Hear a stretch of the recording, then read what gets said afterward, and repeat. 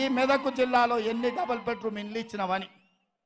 అయితే గీతే మీ ఎర్రవల్లిలో కమిషన్లు ఇచ్చిన వాళ్ళకి ఇచ్చినావు. నిన్నగాక మన ఎర్రవల్లి ఫామ్ హౌస్ ముందల నీ ఈపులు పక్కున వలుగుతాయి బిడ్డ, మాకు ఇండ్లు ఇస్తామన్నావు, ఎందుకు ఇవ్వలేదని మొన్ననే చాలా మంది పోయి ఫామ్ హౌస్ ముందల గేటు ముందల కేసీఆర్ ఈపులు విమానం మొత్తం అవుతాయని అక్కడికే పోయారు.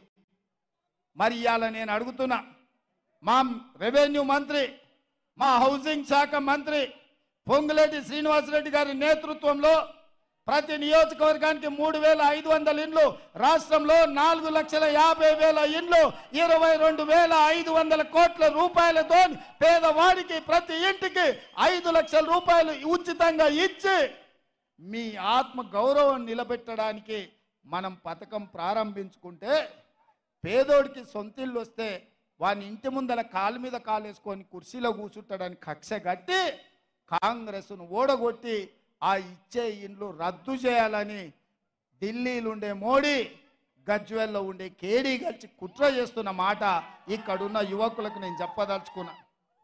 అందుకే మిత్రులారా, ఇక అవన్నీ చేసినాం.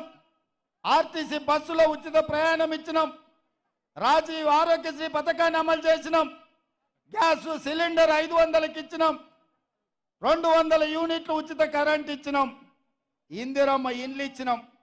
నిన్నగాక మొన్న మామ అల్లుళ్ళు ఇద్దరు తయారైన రైతు రుణమాఫీ ఎప్పుడు చేస్తామని నేను ఈ వేదిక మీద నుంచి తెలంగాణ రాష్ట్ర రైతాంగానికి మెదకు చర్చి సాక్షిగా, ఏడుపాయల దుర్గమ్మ సాక్షిగా నేను మాట ఇస్తున్నా.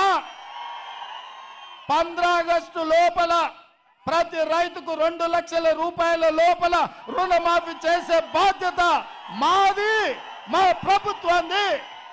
నాది మాట.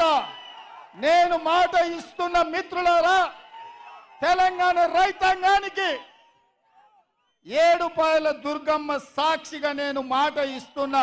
15 ఆగస్టు లోపల మీ 2 లక్షల రుణమాఫీ చేసే బాధ్యత నాది.